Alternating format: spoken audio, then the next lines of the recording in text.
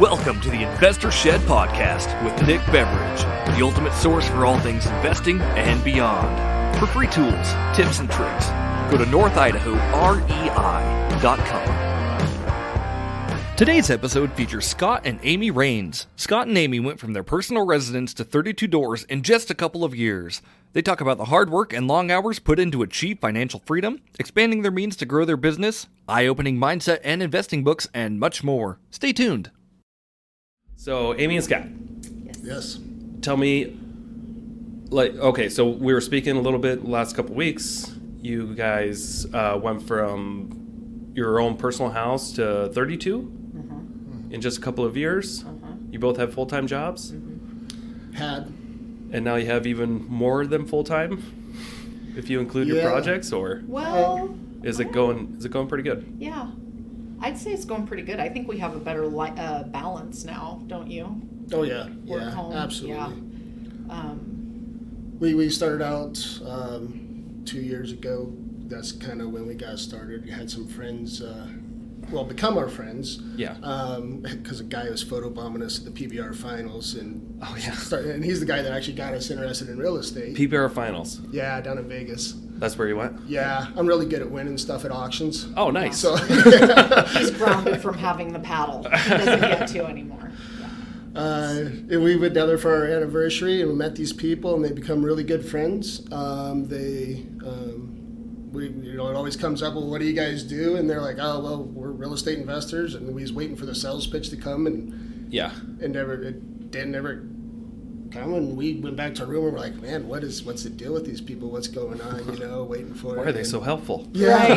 yeah. And this really. sounds way too good to be true. Yeah. Way too good to be true. And we talked with them a little bit, stayed in touch with them, got back from that, and at the time I was working in 9 hours away from our home, so I was driving 9 hours over to work, 9 hours back every week. Did that all for a whole year minus 2 weeks, and we're like, man, I can't be away from the family that much anymore. What kind of work were you doing? Construction. Okay. I was a general manager, or general foreman for, now they're the sixth largest mechanical contractor, Apollo Mechanical. So they're out of Spokane, but they're based out of Tri-Cities. So they had been in commercial construction for about 21 years, something like that. Okay. So I had a pretty good. So commercial construction. Yeah. Foreman. Yeah. Wow. Okay. So you know a little bit about systems. A little bit. Yeah, a little bit. That's got to help. So if you don't mind, let's go way back. Sure. How long you guys been together? Almost 6 years together, married almost almost four. Yeah. Okay, great.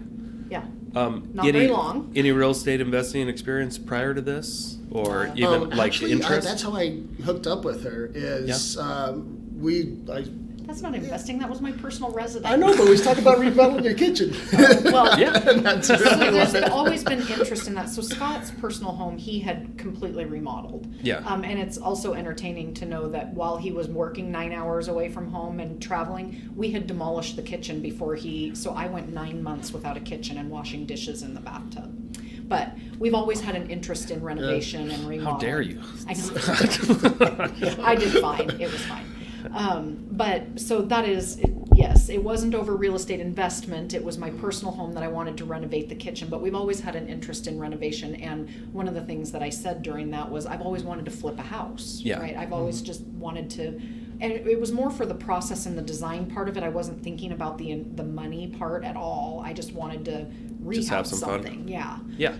So I guess to that, yes, it's always been something kind of in the back of both of our heads. Now, was it really fine washing the dishes for 9 months? It really was. It was because. Now, Scott, when Amy says it's fine, I think it was literally fine. It was just fine. Yeah. Okay. I think she looked at me and she's like, "Oh, well, you're driving 18 hours a week and working 50." So okay. I had a that lot was of. her. Yeah. I had a lot of respect and appreciation for him. He'd get off work at 4 on Thursday, drive 9 hours and get home at like midnight, 1 in the morning on Friday, then work on the kitchen Friday, Saturday, and turn around and leave Sunday morning and drive 9 hours back. So he was having no life and no fun. And if I had to wash dishes in the bathtub, plus during that time, we didn't have the kids because with him being gone, the kids weren't there. So it was really just me. So it was paper plates and wine glasses, essentially. Right on. And during that time, my W-2 job had exploded, and I was not only being a director for all of the clinics at the hospital I worked for, but I was also being the interim vice president of physician services. So I was literally the only administrator for 15 clinics. Okay. And all of the staff and all of the physicians and doing all the recruiting and onboarding. And I mean, it was nuts. So I was literally working like 4 a.m. to 11 p.m. during that time. Okay. Were you working at home or at the hospital? At the hospital. Okay. Yeah, wow. She was getting beat up pretty bad. So neither of you were home anyway to enjoy the kitchen? No. That makes sense. Yeah, and that's kind of one of those things, a lot of time on the road, so I was listening to a lot of self-help books and growth books and education and stuff like that. And I heard Dave Ramsey first, right? Oh, yeah. And then Kiyosaki. Yeah, so I'm like, we got to do something different. We're going down this road, we're selling body parts and all this stuff, and, obviously I'm joking about that, but... well, I bought bottle hair dye, so I took you seriously. Yeah. So we started down that road, and then we went on our honeymoon to Vegas, to the PPR finals. Met Derek and Tracy Dombex, giving a quick shout out to them. Avid traders, great group of people. And that's when we there's a better option than just saving and living really frugally and stuff. We just need to expand our means. Yeah. And that's expand your means. Yeah. So quite a different point of view. Oh yeah. Than the norm. Yeah. You usually live within your means, right? Yes. Hey, it's okay to have an average life. You got one. Make it really average. Yeah. Be satisfied. And unbeknownst, always being broke is fine. Yes. And depriving yourself of all the things that you want to do and waiting until you're retired to travel. Like, why would you want to travel when you're young and healthy? Like, wait till you're in a wheelchair. Wait till you don't have the energy. Yes. And you don't desire to go because then COVID hits and now nobody goes anywhere. Yeah. Yeah.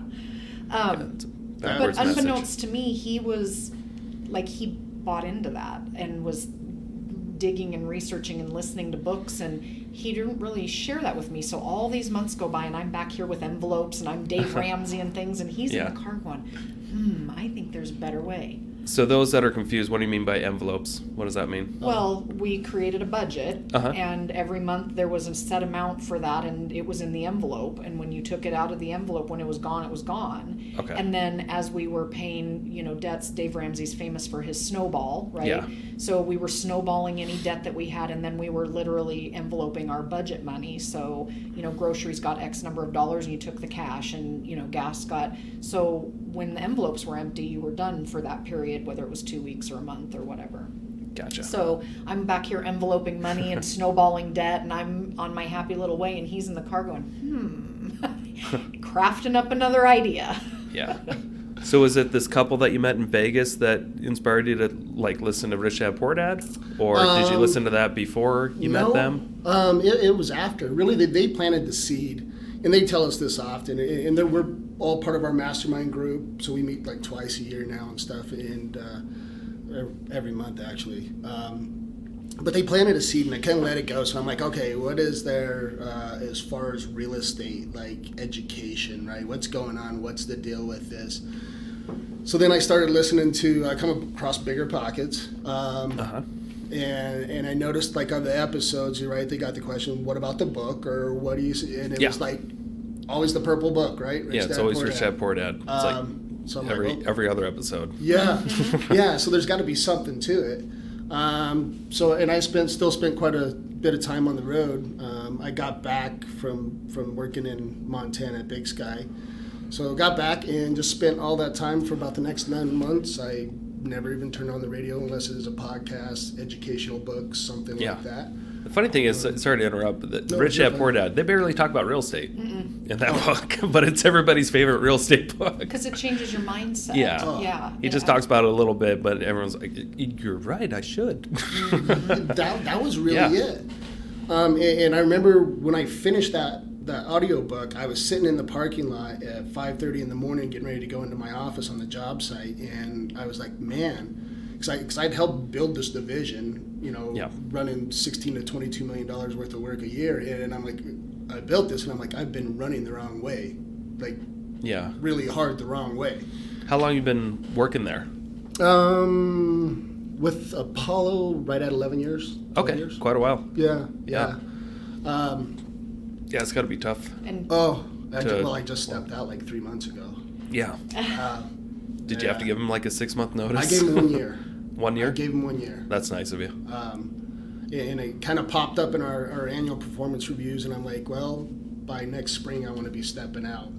And my project executive is like, you're going to need to talk to the vice president about that. So I'm like, Hey, you okay. can't just quit like that. Yeah. Well, I gave you a year. Yeah. Yeah, not good. Yeah, but that was kind of one of the things I'd kind of personally set a goal that in 2 years from taking off with this thing, I want to be able to step out. Yeah. And it just we pushed really hard. It goes back to that why. I was tired of seeing her get beat up at her job, emotionally, and just spending the time away from the family. And for me, that was my why. And so Awesome. that crystal clear, laser focus why, Yeah. like it's not stopping. Wow. That's So one 3 of months his ago, strengths. you were able to leave your I did. job, and I left a year ago. you left a year ago. It's incredible. So and you guys initially- just started 2 years ago. I did. Initially, the plan was for him to step out first, but his job was still. He had a very good job.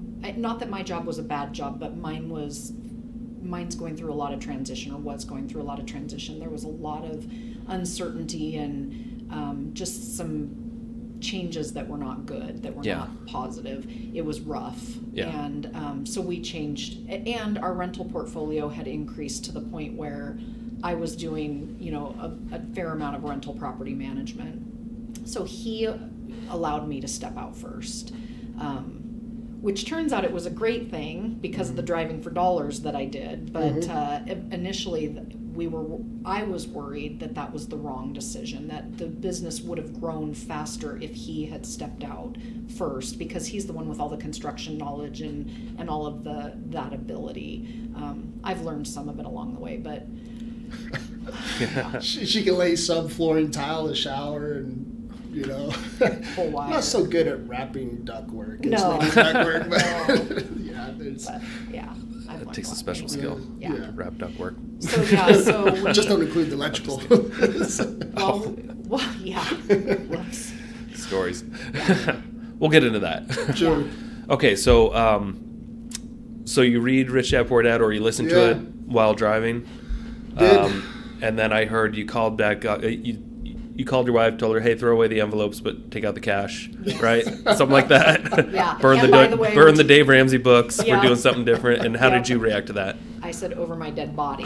I said, you have lost your mind. And there was a lot of really bad words included in that. And I don't know that I'm a very stubborn person, and I don't know that I've ever dug my feet in so hard in all my life. Yeah. I was like, because this is completely abnormal from what most people say. You save, you live, just Yeah. like you said, you live frugally, you make a good living, you don't go into debt, you blah, blah, blah, blah, blah.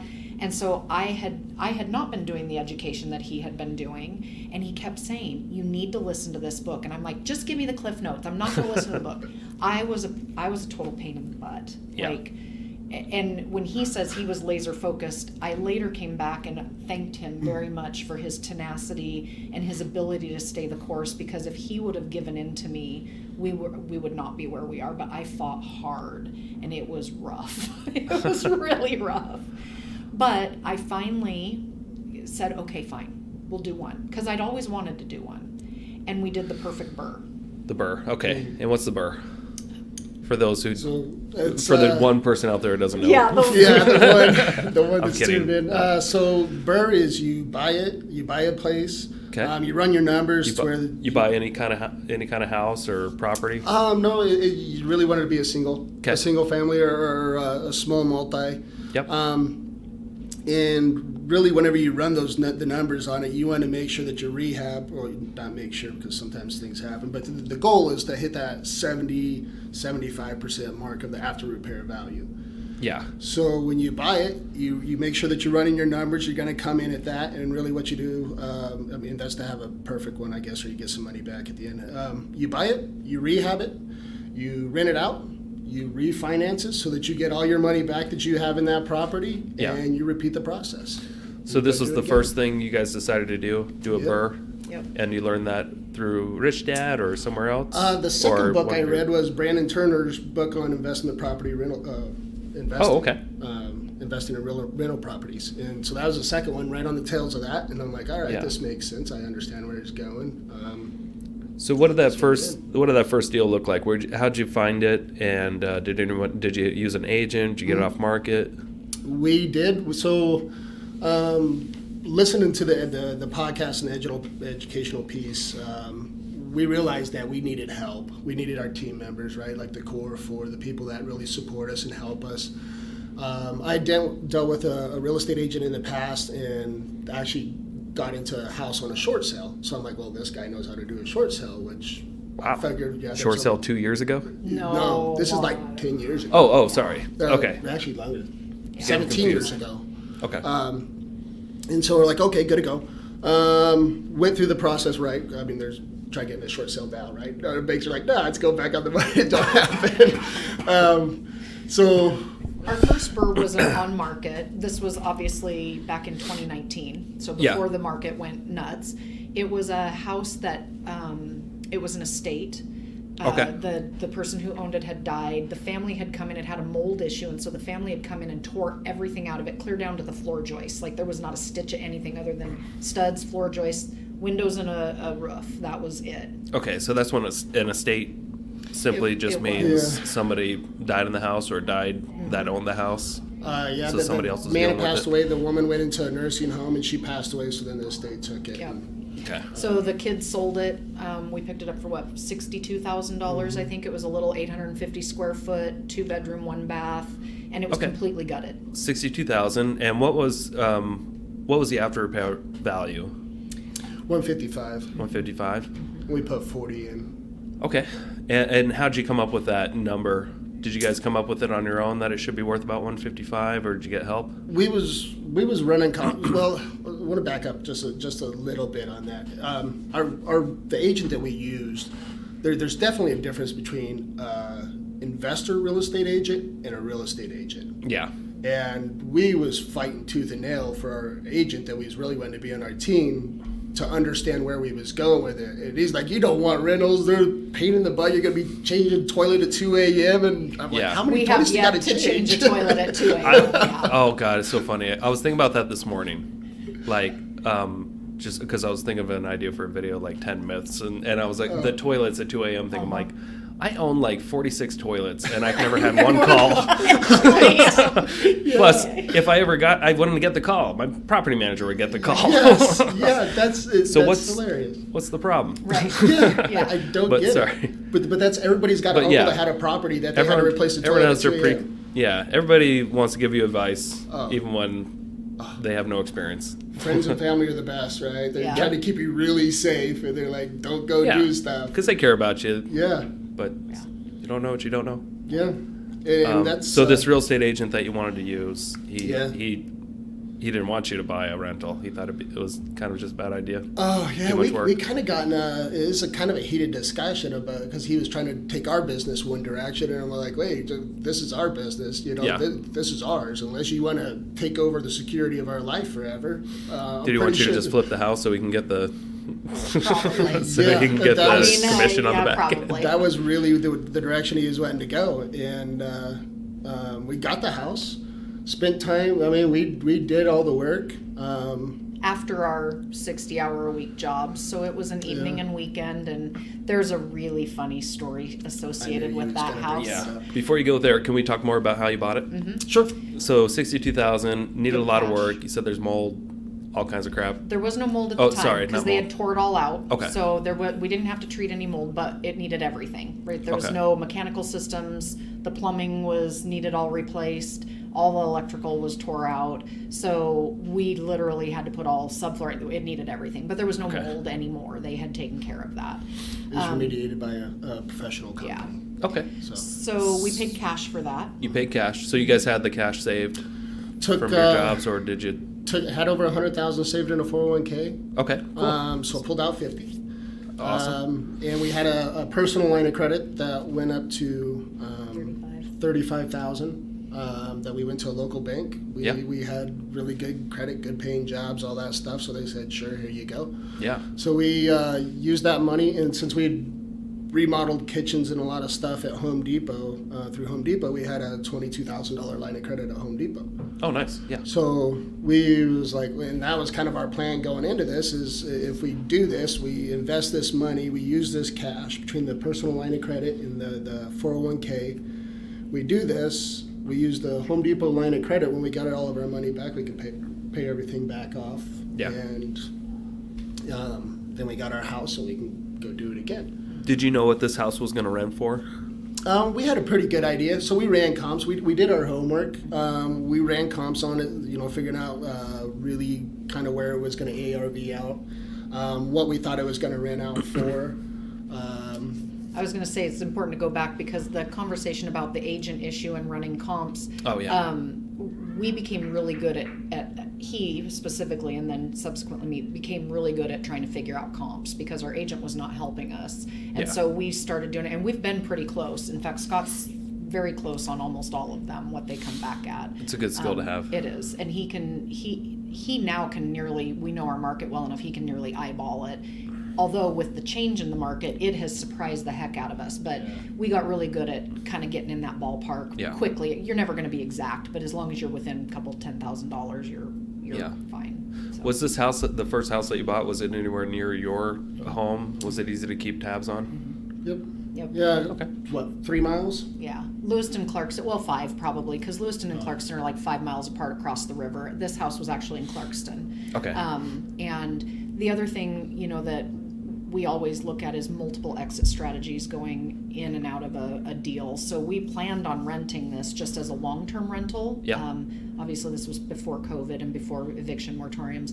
But you could also, it would have made an awesome short-term rental for traveling nurses because it was literally like 5 blocks from the hospital, from both hospitals. Yeah. So it had a great, potential for all kinds of things. So Flip would have been we perfect. would have, yeah. So we did. We put 42 in it. I think was our total in. Bought Okay. it for 62. Put 42 in it, and then was able to refinance it back out at 112. And if I remember right, did you guys say you did most of the work yourselves? We did all of it except Okay. Except the drywall. drywall. I know I am not good at drywall. I can do it, but it takes me 4 times as long, and it's just why. Yeah, if you don't do drywall every day, it takes.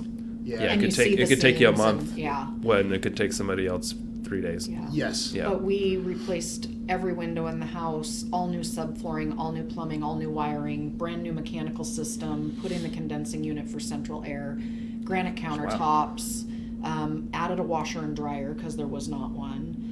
So a rental, you put in granite countertops. We put granite in almost all our rentals. See, I do it too. I Yeah. have quartz anyway. Yeah. But it's not much more expensive than regular And it countertops. hardens it. That It's really hard to destroy. yeah, and you get a higher quality tenant, I believe. You do. You do. And we put vinyl laminate plank in all of our rentals. In fact, Yep. we put carpet in our very So first LVP, rental. Yep. right? Yep. Yep. Okay. We know our prices per square. I mean, it just works. Yep. And Were we you did guys? all of Sorry that to work. interrupt. Were you pretty close on what you thought you might spend? Yeah. Yeah.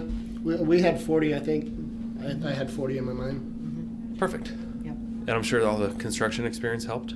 It that? did quite a bit. I Yeah. knew, so I was a general superintendent for mechanical contractors, so I knew plumbing, I knew heating, I knew air conditioning. Yeah. I've done electrical. I had a really good idea where everything was going through. had a concept of like going through it. We Yeah. envisioned it, and that was one of the parts she loved about it. And really, this was like, for us, it was a really safe play because it wasn't big enough it was going to bury us if something went wrong. Right? Yeah. We wasn't taking on a 10-unit multifamily or a 20-unit multifamily. We took on an 850 square foot house. Yeah. It's still That's my good. favorite house. Yeah. Yeah. So it wasn't going to bury us, and it was also a great experience.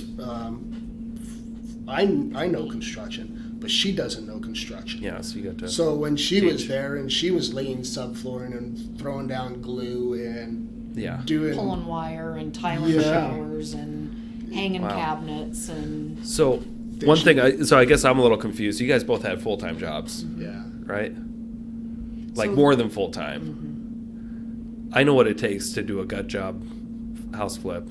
Like, where did you have the time to also do all the work and have your jobs? from 6 p.m. till 9 p.m. at night, and then every Saturday and Sunday. For how many months did it take us? 5, 6? 4. I think it was closer to 5. We picked it up in May. And we finished in done September. Okay, Okay. not bad. Yeah. So a lot. Yeah. So you didn't have much of a personal life. We Or I haven't guess- really had much of a personal life for 2 years. We're just now starting to get one. But looking back, it was worth it. Yeah, Yeah. of course. Yeah. But for 2 years, we drove hard. That Y's got to be big enough. That Y's got to be big enough Yeah. that, like, I love hunting. She loves hunting. We love camping, and we didn't. And that's where her funny story is going to go So- after a little bit. But that Y's got to be big enough that you're going to work really hard for however long, 2 years, 5 years, whatever your vision is. You're going to work really hard, but after that, it's going to be a lot easier. Yeah. Yeah. And that was the thing is, I was willing to give up that stuff. The invites from the family to go camping, Yeah. and all that stuff, and they look at you like you lost your mind a little bit. Yeah. And we've learned that that's pretty common. Being Well, a real estate investor. So let's put this in perspective, though. Yeah, you guys both have overwhelmingly big responsibilities with your jobs. You're working more than 40 hours a week anyway. Sure. And then your friends and family see you pull out your retirement, buy this little house outside of the area, a little bit outside the area, not much. Sure. And then you spend 4 or 5 months of all your spare time working on it. And go into debt. Yeah. Yeah. And go into debt. So you're about, 105 into it at that point by the time you fix it up?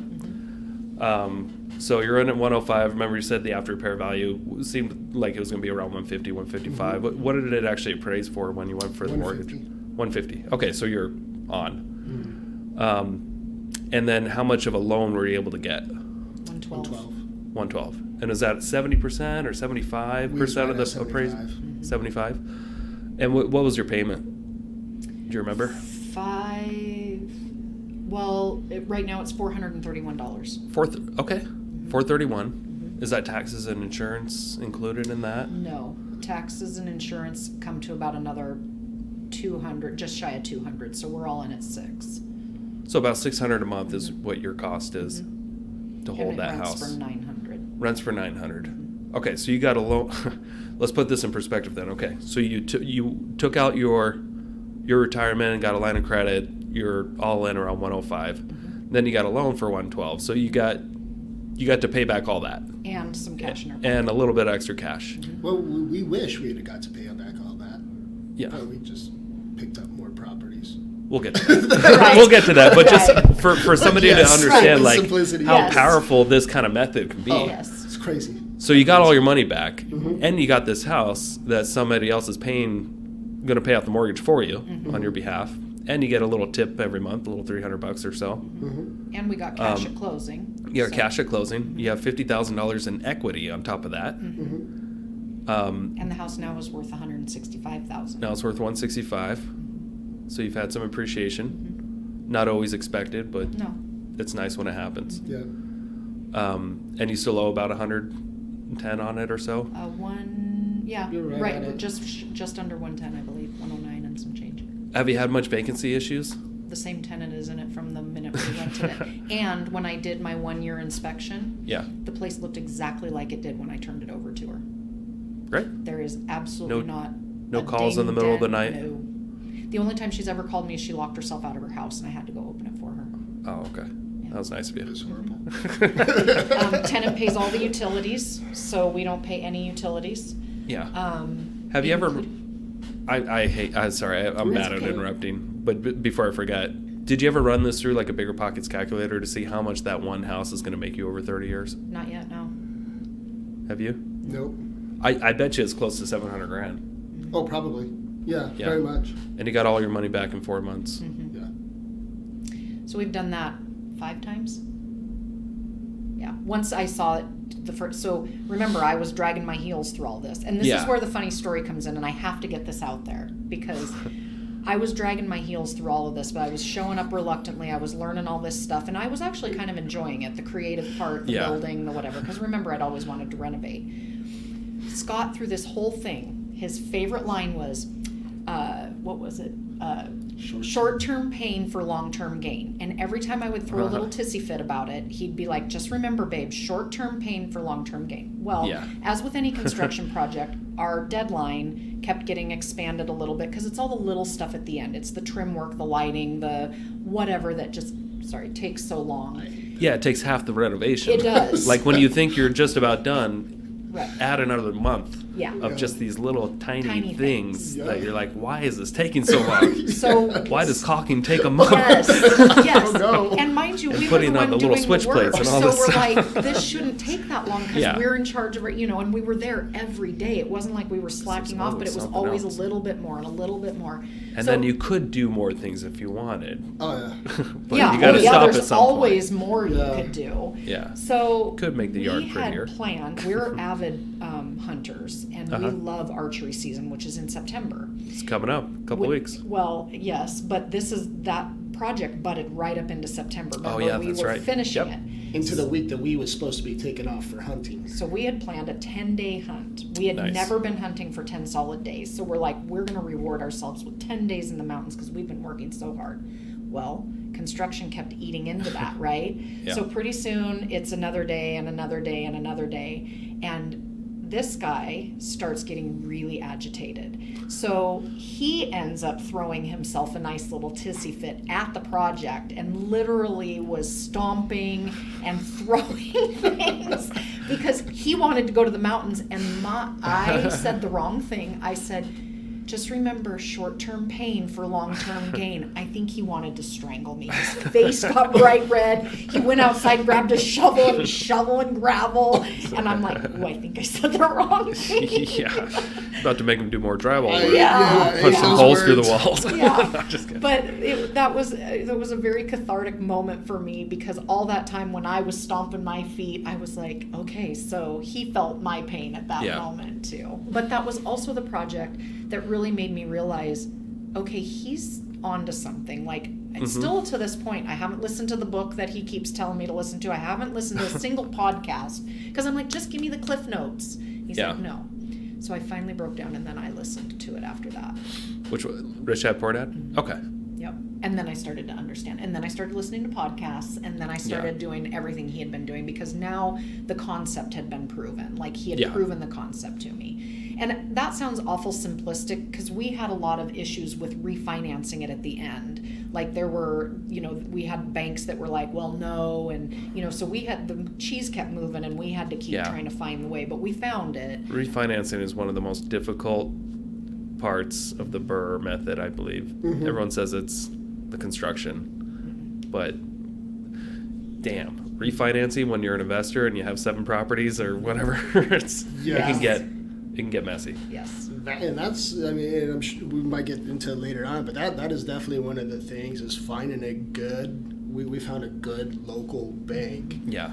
that they do their own underwriting, so that it's really they can look at it and see where you're going, and they warned us a lot. You guys are going too fast, etc. And we're like, okay, got you, just one more. Just one more. I got one more in the pipeline. Yeah. And we actually do. Yeah. Yeah. But that was one of the things, and we learned a lot. Underwriter comes back. Hey, did you buy another property? We ran a search again. We need all the info on that too. Yeah. Did you sign personal guarantees? Yeah. We waited until we closed on the last one. We were like, so We about had- this. We had 2 more that we More need in to the pipeline? refinance. Yeah. Yeah. And the vice president, the lender, she's like, let me look and see if you've hit your limit yet. I don't know of anybody who's ever maxed out a bank limit yet. But that's I'm there. Are you? Yeah. Pretty much. Yeah. Yeah. Well, every time you go a couple houses, until you hit 10, you have new criteria, new credit score requirements, and new reserve requirements. yes. And, yeah. Fun. It gets sticky, but it's all workable. You Yeah. just pay your taxes, Yep. some of it, some taxes. Well, and that's one of the things about being an investor is, or being in control of your life, actually, is like, it's yours. Yeah. You fail, you succeed, it's you. Mm-hmm. If one bank tells you no, well, you call another bank, and you keep calling, you keep looking, you keep searching. We call it somebody moved the cheese, and it just, things happen, you pivot, you go, you figure out a solution, and you keep moving on. Yep. You don't really have the option to just throw your hands in the air and say, oh, well, it can't be done. Yeah. It's So not by the works. time you were finishing your first one, did you already have eyes on a second property, or did you buy one in between while We- you I were scalped renovating? one off an old man. Okay. You pick someone's pockets. Well, Scott was at work on the property one day, and this old guy shows up to talk to him about who he's using for electrical, who his electrical contractor is. I have to preface this by saying I have a thing with the number 1111. I see the clock at 1111 every day. I have for my whole life. We got married on November 11th. It's like my number. Yeah. So he shows up and he's talking to Scott. I show up and Scott's looking at me like, hallelujah, could you get this guy off my back? Because he's been talking to me and I got work to do. Oh, I So love that. Yeah. He'd been there for probably an hour, Neighbors. right? You're holding the sheet. Neighbors always feel like they can just walk right in Yes. as you're renovating. Can I take a look? Oh, Yeah. Yeah. Hey, this is an open house, right? Right. Because Come on you in let for the door coffee. open for a second? Yeah. Yeah, when you're trying to Yeah, we're install the exterior door. They're got their heads poked in. Yeah. Yeah. So I take over and I'm visiting with him, and he's like, yeah, I've been renovating this house up around the corner for a while, and I just was looking, talking to your husband about a electrical contractor, blah, blah, blah. And I go, oh, yeah. And I go, well, he was like, yeah, it's just up there around the corner. I go, well, what's the address? And he says 1111 11th Street. And I go, oh. Whoa. I said, really? I go, what are you going to do with that house? And he says, well, I don't know. I've been working on it for 11 years. This is no joke.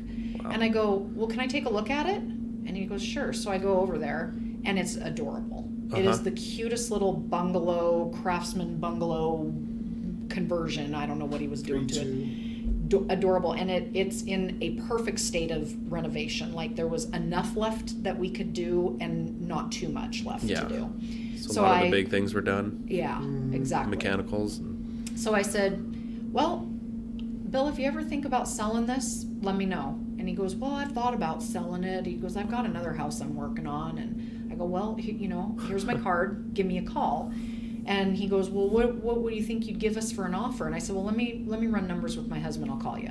So we sat down last night. Scott figured out the ARV, and we kind of looked at things and figured it was probably worth around $230, completely done at that time. So we thought, well, we'll offer him 110. Right? We figured out our renovation would probably be around 40, 45,000. Yeah. And so we said, we'll offer him 110. I said, well, if we're going to offer him 110, we're going to offer him 111, right? Oh, yeah. So I offered him 111, and he's like, I don't know. I was thinking I wanted more than that. And I said, okay, well, if you change your mind, let us know. So a month later or so, he calls back, and he's like, I think I'll go ahead and sell it to you. So we bought that house on 1111 11th Street for $111,000 in his 11th year of renovation. Wow. Yeah, and that was in October, so that was just as we were finishing up That was in Diagonal. October. You should have waited one more month. I know. Right? I would have yeah. Okay. So you closed the month after you finished your first renovation. How long did it take you to refi that first house? Do you remember? That one was a chore because that's when we learned that you had to have a 6-month seasoning period for Mays or Max. Okay. For Fannie Mays or Freddie Macs, right? You have Yeah. to have you got a 6-month seasoning period. And the bank that we was working with, Did you have it in your personal name or a business Yeah. name? Okay. We had it Started in our personal. Started in our personal. And we had companies. We did our research on what we wanted to do. We opened up our LLC. Disclosure, right? We're not CPAs or accountants or anything like that. But our understanding of what was an LLC was best for rentals, long terms.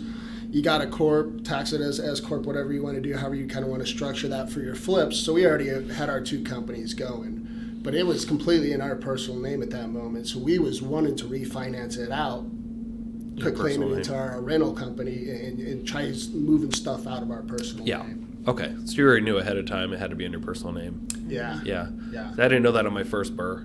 And it took me, I was like, right at the end of my maturity date, and they're like, hey, so this cash out refi, unfortunately, I forgot to have you put it in your personal name. Like, we got to wait another 6 months. I'm like, you got to be kidding me. Yeah. So it took a year and a half to refinance my first property. Those lessons are never forgotten. Yeah. But it took us a good chunk of time. Yeah. Yeah, seasoning periods will get you too. I remember I was flipping a house a few years ago, and we knew the FHA flipping rules. Have you ever dealt with that? We learned another one recently. Yes. If you're going to flip a house, you can't sell it to an FHA buyer unless you've owned it for 3 months, and the contract has to be not anywhere in between that time. It has to be after the 3 months. And we sold to an FHA buyer, but we had it for 4 months at that time, so we were fine. And then I switched the LLC to a different LLC for tax reasonings, not even thinking that it would trigger. You triggered Dang a new it. 3. I triggered a new, so we had to wait in escrow for like an additional 3 months. Oh my gosh. Just because of that, just because of my stupid mistake Yeah. of in escrow switching to a different title or switching title to a different company.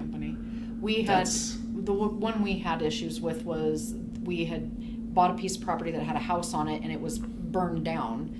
Well, fire damaged. And so we tore that down and put a manufactured home on. Well, the mortgage broker, the person that put the offer in was pre-approved for FHA. The mortgage broker tried to run it through as a new build rather than a flip, because it essentially was a new build. But we weren't FHA approved builders. So then they went, well, we got to run it through as a flip, which since we hadn't had it for 90 days, it required 2 appraisals. Or no, since we were selling it for more than 100% of what the purchase price was, it had to have 2 appraisals. Well, we had only had 1 at that point. And so we ended up missing closing by 6 weeks on that one, waiting for a second appraisal. So we learned a lot about FHA flipping rules at that point, because I'm like, no, run it through as new construction. Well, we can't.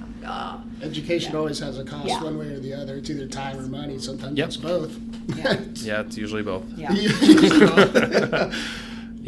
It's that, and then we got the second property. We got in on that one. We learned a lot of lessons on that one. So your second one, so you had about a month off, right? Not really, like 2 weeks. So you had about 2 weeks of breathing time before you started the next project? We did. And then we stacked another one right on top of that because we picked up Cedar. That was our free house that I mentioned. 7th. Oh, 7th. No, you're right. 7th was next. Okay. So we didn't do anything with 7th because it was already. Let's focus on the second one first, if you don't mind. Okay, so you bought it for $111 at an ARV of $230. What did it appraise at? Do you remember? Right at 230. Yeah. Yeah. 235? It was 235. Okay. Yeah.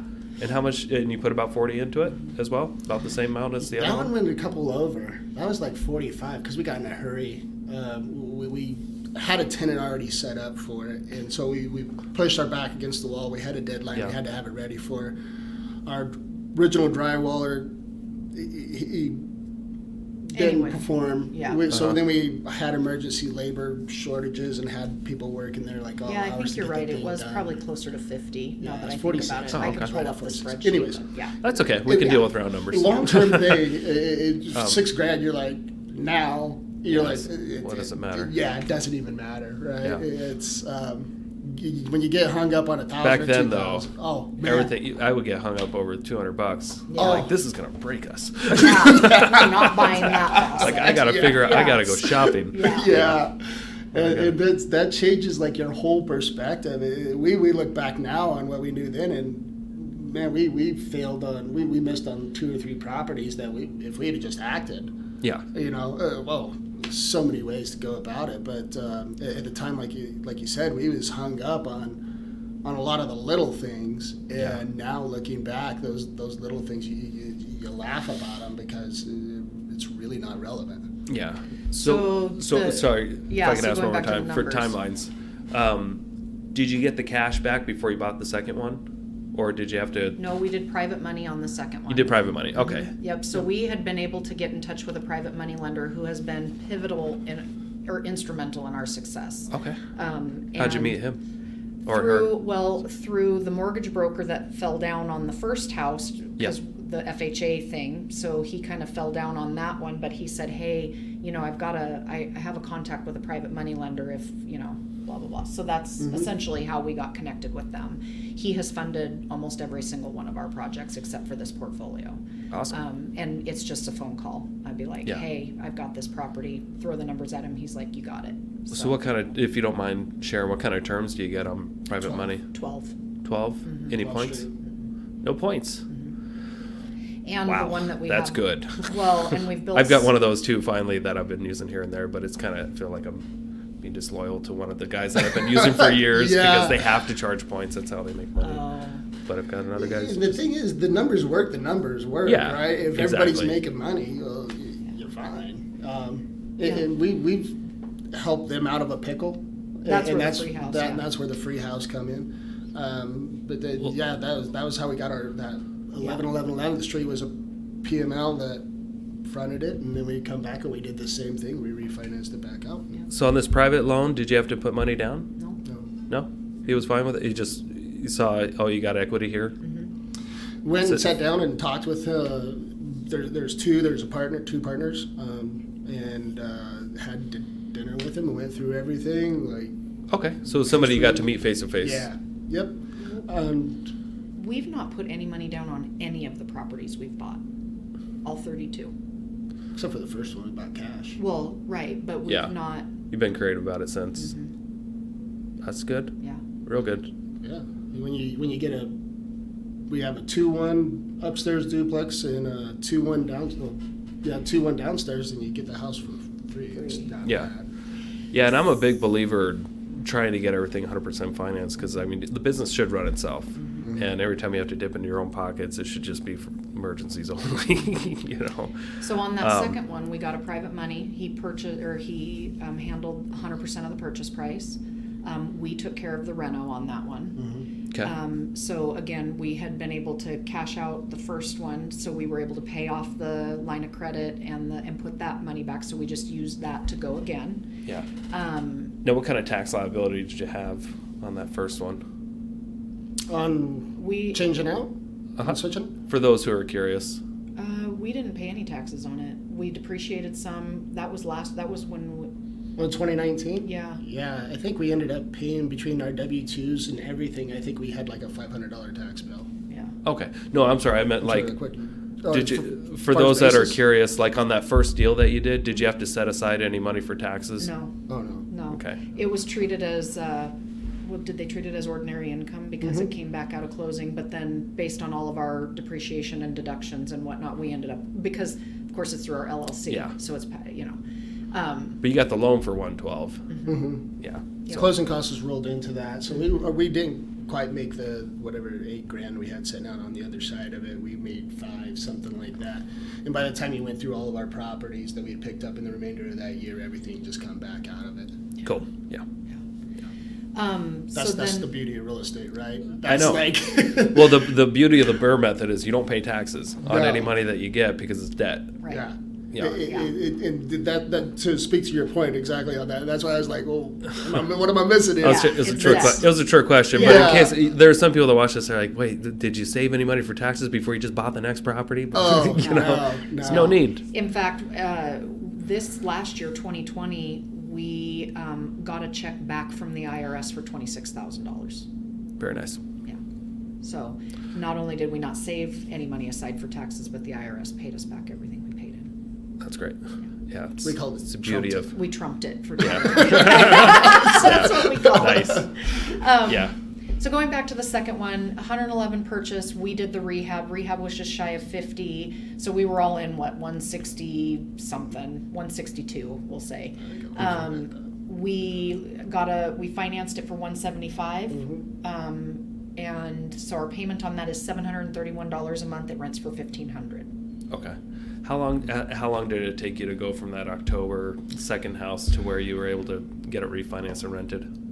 Rented out on January 15th. Yep. It rented 3 months. And that was kind of a. And that's when we was trying to move away from us doing all the work. At that point, I was doing, plumbing, mechanical, stuff like that. Yeah. But we was hiring contractors to do the drywall, trim, lay flooring, stuff Gotcha. like that. So you Trying to started move bringing in on. more and more people to help out. That's why our labor budget, or why our reno budget went up slightly. Yeah. When we did the first one, we did all the work, and so it was essentially materials. So that one we hired out more than what we thought we were going to, just because of time. So it blew our budget a little bit, but we still came out on the positive. Yeah. So our first tenant moved in on January 15th. I think we got it refinanced by like March. Yeah. I think it was like March by the time we got it refinanced, and so we just paid that private money. So of course our private money debt service was 12%, so $1,100 a month, and then of course the payment on the. So we were not cash flowing for the first couple of months, but as soon as we got that refinanced in March and dropped that payment down to $7, now we're renting it out for $1,500. So all in on that one. I think we're at just shy of 1,000. So $930 something is taxes and insurance and debt service, and we're cash flowing $500 a month on it. Awesome. So the first house you got on the MLS, the second house you got on your own, just by someone who came in, wanted to see an electrician or meet an electrician or something like that. Yeah. Okay. And then the third, you mentioned you had a free house. The third is our free house. So what does that mean? So our private money lender, they had a investor that was not performing. So I said, hey, can you guys come up and take a look at this place and let us know what you think? And I said, sure. In the area? In the area, yeah. So all of until we picked up this last portfolio, all of our properties are either in Lewiston or Clarkston. We're all within a 5-6 mile radius. Yeah. So went over and looked at the property. I said, okay, well, when's the note due? And they're like, in like a month. I'm like, I don't know who he's got for contractors, but they better be really good, because once again, you're down to like studs and stuff like that, right?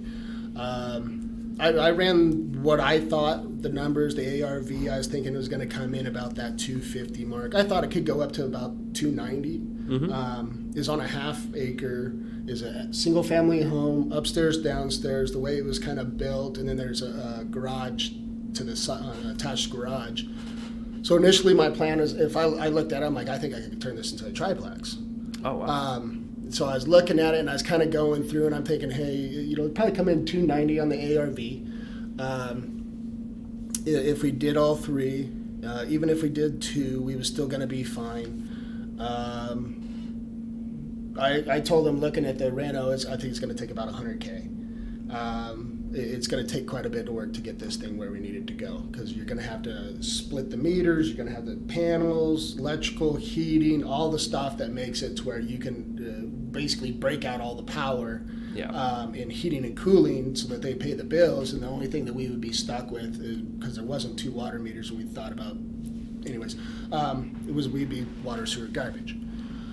And I said, we'd probably give you like $95K in order to take this thing on. And they said, oh man, we need to get 130 out of this thing, actually 135, because he owes us some, etc. Yeah. Told them if they funded the reno, give us 100K for the reno, gave us 6 months no payments on it, so that we can get the thing fixed up, get it rented out, get a little bit of cash flow coming in, and then that'll hit our 6 months. We actually asked for 7 months, because I knew the 6 month by this time. I knew I had a Mayback, seasoning. You always need a little more than 6. Yeah. So give us 7 months, no payment, and we'll refinance the thing back out, and then you'll have your money back. Just by letting us borrow, you'll have your $45,000 back in, and we can all move on and be happy. And they said, sure. So I drafted up a schedule of values for the work, where I thought the money was going to go. So each time I needed more money over the next 3 months, I would send them the schedule of values saying, hey, this is where we're at, this is what I borrowed today, and here's what I need for the next month for reno. Yeah. No problem. We got the house done. We had it done by July 15th, and we picked that one up March. May. Yep. May. Yeah. So we had it done by July 15th. We went with 2 because it ended up being, so now they're really, it's funny because one's A and one's C. And everybody's like, where's B? And I'm like, well, that's supposed to be the garage. Because that's when I learned, when I turned the drawings in, the city called me and it's like, so this is going to have to go commercial. And I'm like, why is it going commercial? Because it's still, it's a triplex. It's more than 2. And I didn't realize that. Once again, I learned that the hard way too with one of my conversions from a single family to 3. You're like, well, it was going to be a 3, but like I had a shop with a studio in it, and I didn't want to tell them about that. I'm like, I know it's not going to go. What they don't know won't hurt them. But I didn't realize that going from a duplex to a triplex and like in the Coeur d'Alene as well, there's a lot more involved. You have to like dig up the street and do a fire sprinkler throughout the place, like with a separate water line and all kinds of other weird. Wow, we didn't go that route because we didn't turn it. Yeah. That it's those things like that though. You have no idea, right? You have 80% of it figured out, and then you figure out the 20% whenever you got to make decisions like that. But and that's kind of what we did too. The city was like, this is gonna have to go commercial. It's gonna have to go through all this stuff, and I'm like, whoa, why? You know, everything I read about, like in financing, says if it's 4 or under, you're still in the SFH. Yeah. And this isn't financing. This is code. I'm like, oh, well, okay, I guess. You got a point. We do still make cash flow on that dead space, though, because we rented it out as a garage. So we do still make money on that garage space. Yeah. $200 a month. Yeah, might as well. Yeah. Yeah, I have a single-family home that has a detached shop with a little studio, and that thing's rented out. Doesn't have an address. Nope. That's part of the real deal. That's and one then of the things we wondered. Yeah, and the basement too. It has a detached or like a separate entry basement. We took out the staircase on the inside, made it its own apartment, and it even has a studio off the back. But the city allowed me to do. They didn't let me do the basement, so we had to call that storage because the ceiling was like 2 inches too short, or something like that. It's not full 7. Yeah. But it was such a hassle, but it's totally worth it. Everything's rented out. Yeah. Oh, The thing makes like $2,000 a month above my mortgage payment. Yeah.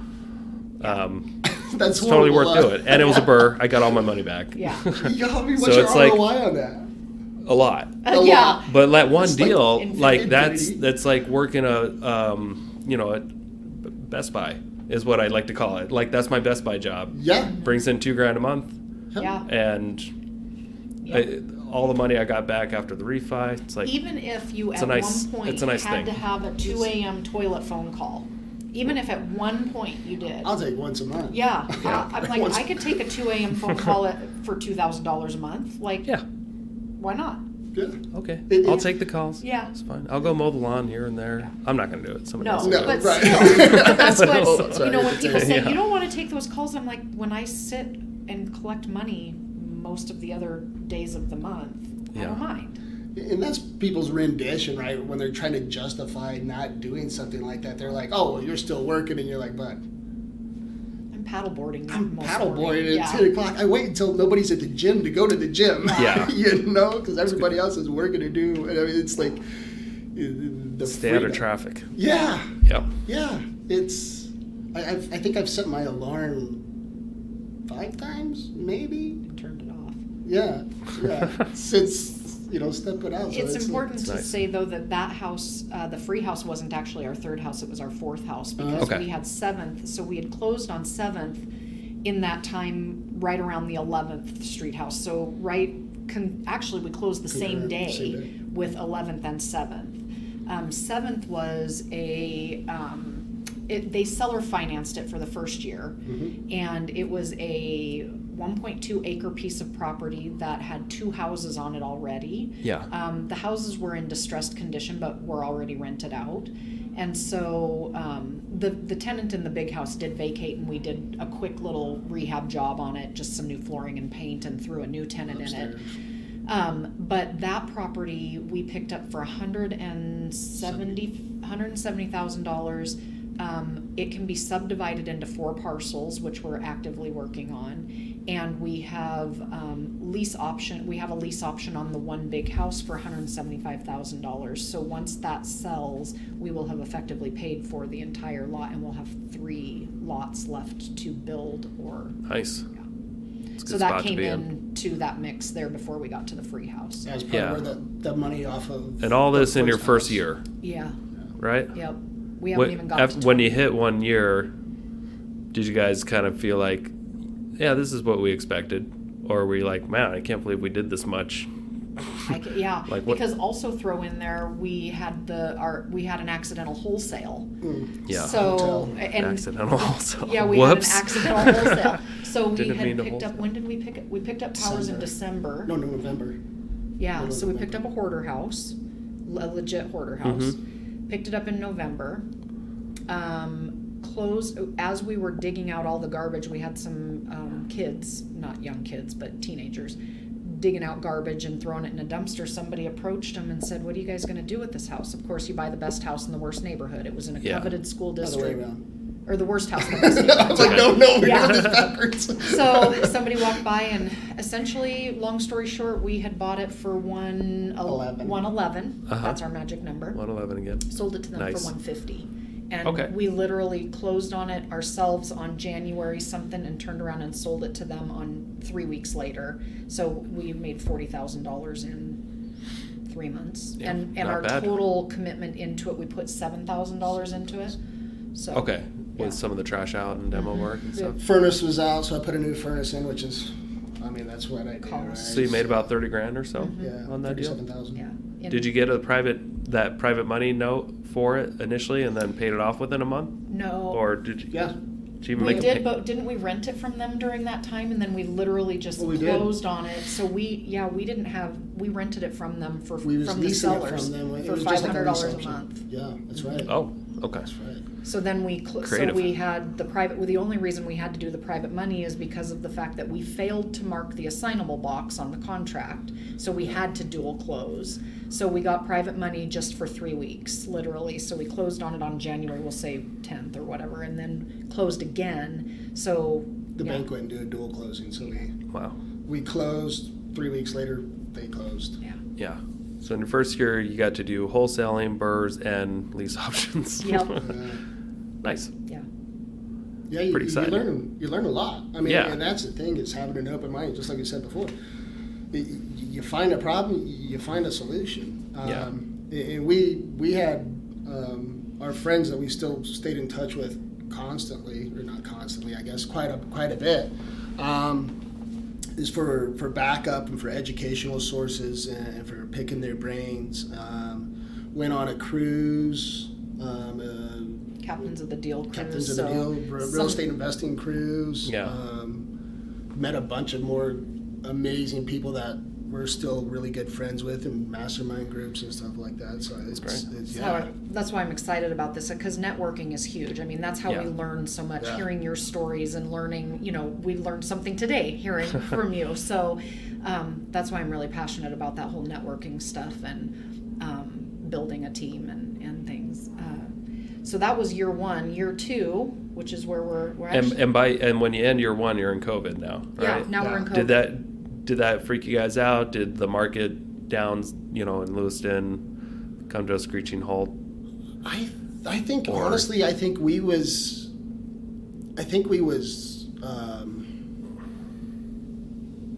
happy enough with the way things was going. I mean, we was working pretty hard, but the possibilities seemed like they just kept opening up, and it was just like, and so we just kept stepping More through the door. opportunities. Yeah. Yeah, we just kept stepping through the door, and I don't think we ever really stopped and was like, "Oh, COVID's going to bring us down." We just kept stepping through the door. Yeah.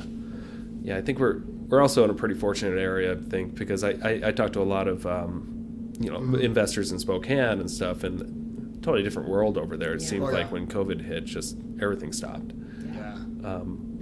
Yeah. And in Idaho, just everything, the fire was just lit. It was. We're like, Idaho's like third in the nation for least amount of people per square mile. And we was actually last year 5th for GDP contribution. Yeah. Wow. So it's like, how does the least populated state be one of the most, At least that was in the article I read. I didn't go through Verify. Disclaimer. So some expensive lake property selling. Yes, it is. Year. And Coeur d'Alene is blowing up right now. Yeah, that's what it looks like. But that was the end of year 1. Year 2, or the beginning of year 2, because that all kind of eked into January, February of 2020. So then in 2020 we flipped 2 houses. No, we just had the one, because all of our flips ended up being in 2021. Right? Okay. Why'd you decide to flip instead of do the burr, or stick with that method? Well, we're still doing burrs. Yeah. But we had some bad personal debt, credit debt, things like that we just wanted to knock off quickly, because that was part of our plan to be able to get out of our W-2s, right? Because we needed to reduce our overhead and increase our passive income. And so it was kind of a dual thing. So while we were still doing burrs and picking up rentals, we started doing flips as well. We did Powers, the second Powers. We've done 2 on Powers, Rip-On 7th. Those were all this year. We're finishing up 3rd. And all of our flips have sold before they even hit the market, and all of them have gone over asking by at least $10,000. That's great. It kind of get back to that story. So when we got the duplex, but just like Amy said, we was trying to, we wanted to step out of our W-2 jobs. We wanted financial freedom. So in order to do that, we needed more income coming in than going out, right? Yeah. And so we had our personal house. It was we sold that. Yeah, it was a pretty nice house. So at the time we're like, hey, we'll sell our house. We'll end up making $40,000 off of that. Pays off more debt. We're still in the process of going through that, and that's a whole different story. I'm stopping. And if I can interject just a little bit, sure. When it comes to like the burrs, like it doesn't make you rich immediately. Oh no. But it definitely like pads your net worth pockets. Oh yeah. Quite a bit. Well. Right. So it's not like you could just quit your job. I did 7 burrs. No. We're done, baby. We got $400 in the. No, I'm just kidding. No, as I said, we were a month. running the numbers on the way up here. So our passive income now, once we finished that portfolio, our original 9 rentals brings us about $4,000 a month in cash flow. In cash flow. Yep. The portfolio brings us about another 44 in cash flow, and that's with 4 vacant properties. So 4 of the 22 are vacant currently. Awesome. So we're doing, but that 4, that didn't start out at 4, right? There was some negative, like I said, while we were refinancing, they didn't always cash flow like that. Yep. So it's been a process for sure. And real estate's not like a get rich quick. But you're able to pay off debts. Oh yeah. So that's what the flips were. Yeah. Flips are big chunks of money. So your cash flow situation overall is probably improved quite a bit. Plus, you're not driving constantly to work. I'm sure you had to pay for some gas and stuff, and there's other expenses. No, okay. No, we had a company truck and a gas car. My company is a great company. No, but we've really repositioned. Selling our big personal house that was, it was a beautiful house, but when you don't need a $1,900 a month mortgage payment because you just don't need that much of a house, and well, now we're living in one of our rentals for free, essentially. So we have no mortgage payment. And, you've reduced all of your debt and your bills that go out to literally just our car payments and groceries and gas. Yeah. You're able to live on really very little. Yeah. And so that gives us the ability to not only travel and do those things, but put money back into the business and continue to renovate these properties, which increases their value, which gives us a bigger equity pocket. That's awesome.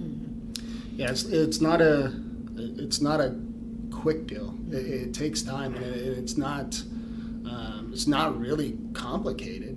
It's just not easy. It's not easy. Yeah, no, you said it perfectly. Yeah. Yes, it's simple, not Yeah. easy. Yeah. Can get complicated depending It on how. can. It depends on where you go. But if you right? just take a step back, what you're doing, Yeah. you're providing housing. Yeah. You're doing what the government wants you to do. Oh, yeah. And people will lend you money for it. Yep. Yep. People will come help work on things for it. You just need to be an excellent, resourceful delegator, right? Yeah, it's Or- really, and that's, we both did that in our jobs quite a bit. And so for us, we've always been the people that solve problems. Yeah, problem solver. Yeah, and you know, you think about like what's the key to it. I think you got to have the why. Yeah. Honestly, because when it gets tough, if you don't have a really strong, focused why, you're gonna give up. And then you got to take action, and you got to be willing to solve problems. Yeah. And you got to get comfortable being uncomfortable. Yep. That's Yeah. my motto. I actually had it put on a necklace because there have been so many times that I have been scared out of my mind, and literally that like funds have gotten down to the very minimum. Yep. And I'm like, Scott, what are we going to do? And then things kick loose and it all turns around and the ship's right again. And you just got to learn to weather those storms. I couldn't agree more. Yeah, you've got to be comfortable getting uncomfortable regularly. Yep. That's what's changed my life completely. Like when I started the networking meetings, I did not want to stand up and talk to people. That was the last thing I wanted to do. Yeah. But I knew if I did it consistently, it would change my life. And your comfort And- level would grow. And it did grow. But you always got to do something uncomfortable. It seems like, Yeah. or else you're just going to get into complacency and things will fall apart. Oh, yeah. Yep. What did they say? It might have been Jay. It's good's the enemy of great. Yeah. It's Good. you know, whenever you get complacent, you're like, oh, I'm comfortable. I'm just gonna stay here. That's This when is things home. start falling apart. Oh, it does. You got to always, you got to be aware Mm-hmm. of what's happening, Yeah. unfortunately. It's, that's So- I'm sorry. Go ahead. No, I like to interrupt a lot. No, that's fine because we Because talk a we lot. just- So yeah, we So can now- probably rattle. need to. So now we are on the third quarter now almost of 2021. You guys have 32 properties now. I know it took quite a bit of work to get there. But once you got up to 9 or so, then you got another 22. Is that right? Well, once we got to 9, Pretty before quickly? we picked up the 22, we also then picked up a mixed-use property that has 20 storage units, a shop, and 3 houses on it. Oh, wow. So we also now own storage units as well. Wow. Learned a lot through that because they were not zoned to be used commercially, so we had to go through the whole conditional use permit process, and we've been through a lot. And so then we picked that up, and then Tell them the numbers on that one. what do you mean the numbers? We picked it up for $265,000. That was what we purchased the property for. It's 1.1 acres, 20 Yeah. storage units, a shop, 3 houses. We just at a 7 cap figured out the value of that property is $680. 636. 636, and we have we have an underlying, we have a note on it for 340. So how'd you find that deal? MLS. Just MLS deal. Yeah. So, so I'm gonna go. The MLS is full of surprises. Oh, but here's the ticket. Yeah. So the ticket to the MLS for us is the agent that we used to work with. We don't work with him anymore. There's a separation in there, and we had somebody reach out to us. We actually called him because we was looking at a property. We were like, hey, and we called him, and he's like, oh, and Amy had been posting our rehabs on our page. And on Facebook, and he's like, oh, hey, I've been following you guys. I've been wanting to talk to you. And we're like, all right, let's sit down and have coffee. Yeah.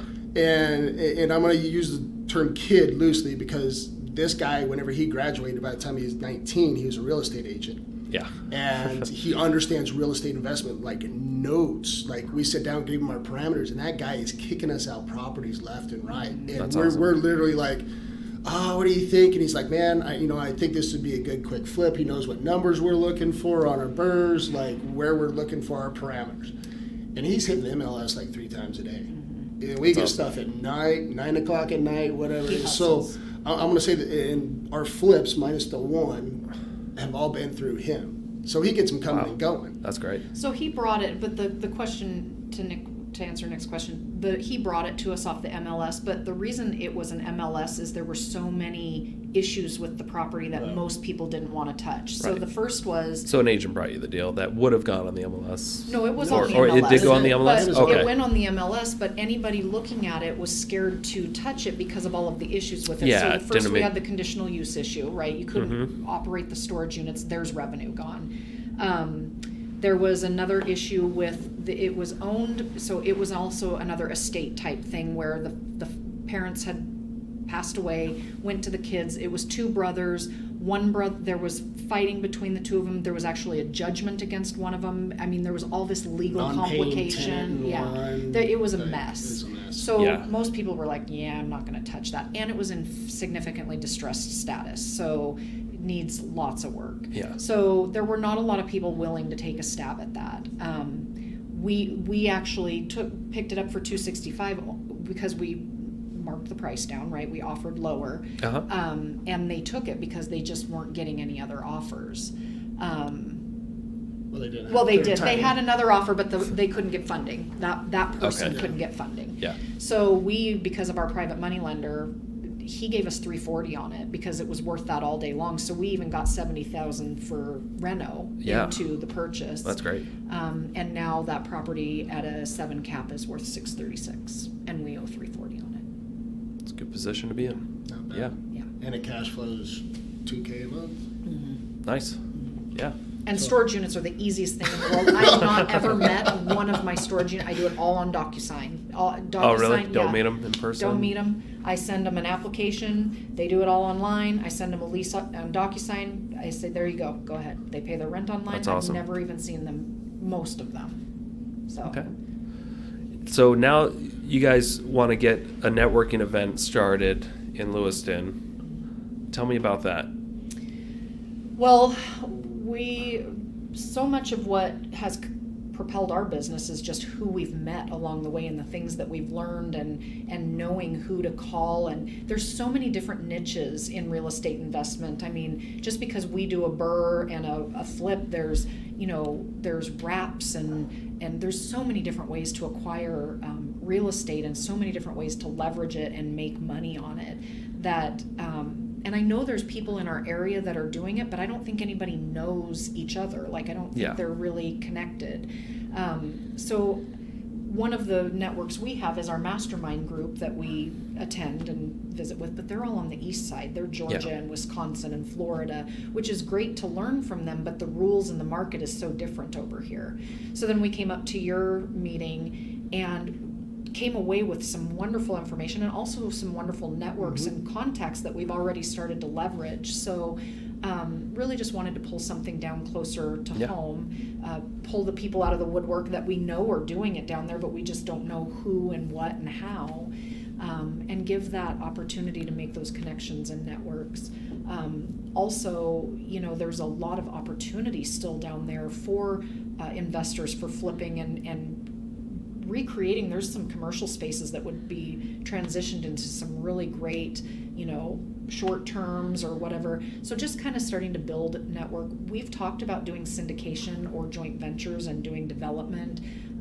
It's not something we want to take on by ourselves, but if we could build a team and things, private money, so just kind of bringing that all together. And in addition, education is a passion of mine.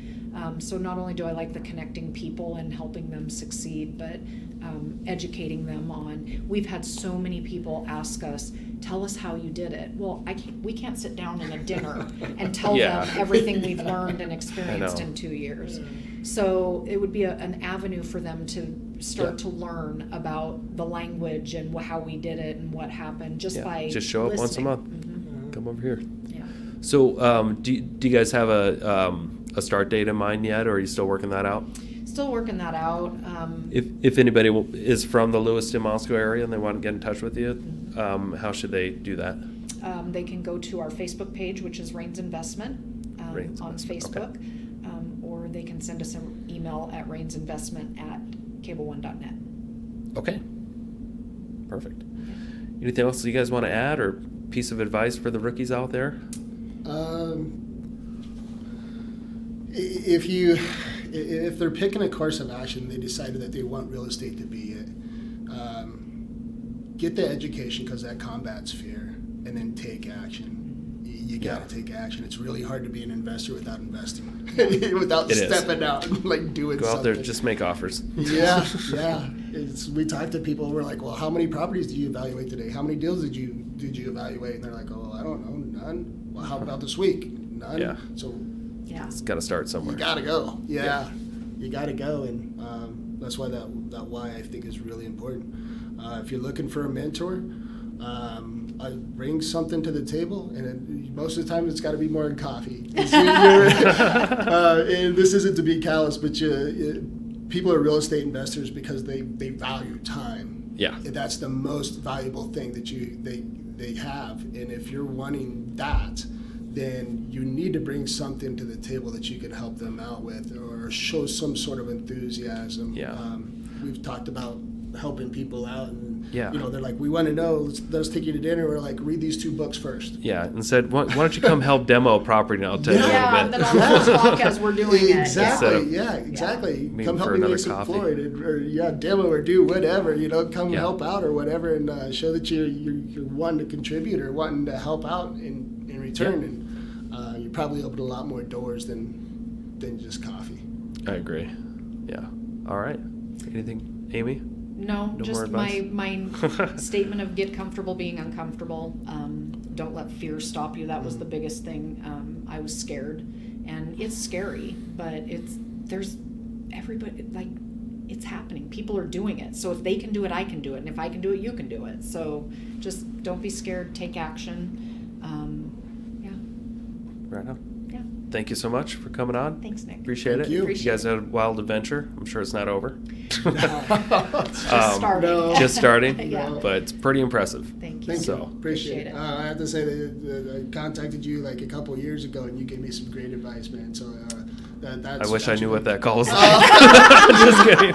It's okay. We was Hopefully running you're another 1% rule and going through it, and I was like, wow, there's people that do this. And then I come up and I hit that meetup that one time, and I was like, I made good contacts, but I was like, there are people that actually do it. So it's kind of a proof of Yeah. concept Yeah. deal, right? And I'm like, just because we're in He Idaho wanted to doesn't be mean we're Nick when he backwards and grew up. nobody does Yeah. this. Yeah, I'm like, okay, this is great. Yeah. Awesome. So that proof of concept really helped motivate us too. I'm glad. All right. Well, thanks for coming out today. Thank you. Absolutely. Thanks for tuning in to the Investor Shed podcast. If you'd like to attend our live networking events, they're held the first Thursday of every month at the Keller Williams office in Coeur d'Alene, Idaho, and start at 6:30 p.m. We also have our Sandpoint, Idaho meetup held at Laughing Dog Brewery the second Thursday of every month at 6 p.m.